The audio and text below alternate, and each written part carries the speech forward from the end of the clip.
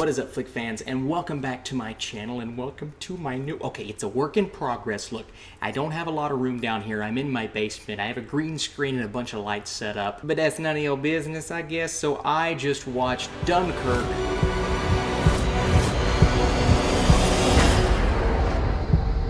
You can practically see it from here. What? Home. So Dunkirk is the brand new movie from Christopher Nolan, one of my favorite director in his prime right now. The guy just delivers movie after movie, masterpiece after masterpiece, and while I don't think all of his movies are masterpieces, I've never really hated one of his films. Interstellar was interesting for me because I watched it, I was like, oh, it's fine. I've watched it 4 times since. Every single time that I watch it, the movie gets better. It's like a fine wine, it gets better with age. So I really believe that Christopher Nolan makes these movies knowing that they age well, and that's what I think makes him such a good filmmaker. That and many other things. Now let's talk about Dunkirk. Dunkirk, I was going in, I wasn't as high on this movie that I think most people were. I thought the trailers were fine. I love Christopher Nolan, he's my favorite movie, but for some reason I was not really like, oh my gosh, I can't wait to see Dunkirk. It was like my 6th most anticipated movie of the summer, and for a Christopher Nolan movie, it's kind of crazy.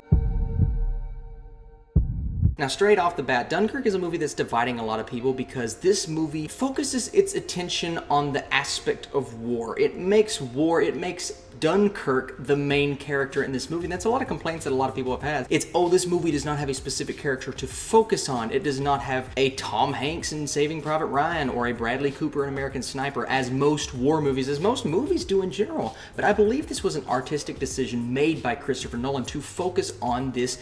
This is war. This is what war is like. You don't get time to know all of these characters. You know a couple of things about a few of them, but other than that, you go in and you see this war. But other than that, you don't get much from the characters. While I liked the characters in this movie, I didn't gravitate towards them. I didn't see where they came from and get attached to them. No, I just knew what was happening to them, and I knew what they were in for, and that made me invested into the movie. The reason that I was invested was because of how good of a job Christopher Nolan did with enveloping us into this world of Dunkirk. And honestly, I think if the movie flowed like a typical war movie or flowed like a typical movie, I don't believe it would have been as impactful as it was. So I think Christopher Nolan made the right decision here, and I felt more invested because I've never seen a movie that focused so hard on what was happening around these people. It felt kind of like a documentary in a way. I think that's really cool. It's something I've never seen before, and I can't slight the guy because you know he did this on purpose. This was very intentionally an artistic decision. I'm sure he knew that he was doing it, and he knew it was going to divide some people, but you know what? I respect him for it. Another major positive for me was the sound effects, the gunshots, the bombs, the airplanes coming in, and the score. Hans Zimmer did a phenomenal job. If this thing doesn't win sound design, I don't know what's going on, because this movie, man, this is absolutely the best audio experience I've ever had in a movie theater, ever. It wasn't even an IMAX. I don't have an IMAX near me. I watched it in a normal theater, and the sound was just so amazing. And it's a Christopher Nolan movie. You know, the cinematography is going to be beautiful. The visuals were incredible. The grain, the slight film grain in there, I thought was a nice touch. I see that in a couple of his movies, but not all of them. And I love the way that it flowed in a sense. Now, there's some problems that I have with the way that this story was told, but if we're talking about just the flow, I really enjoyed it, and I really got caught up in a couple of these stories. Also, what would a Dunkirk review be without talking about Harry Styles?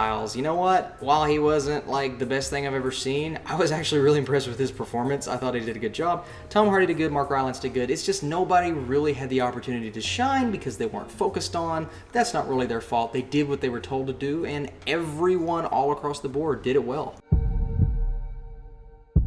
Now, like I said, I have more problems with this movie than I do most Christopher Nolan movies, but the problems that I have are outweighed by how magnificent I thought the experience was. The problems that I have here is it was told in a non-linear way. That's all I'm going to say because I'm not going to spoil it.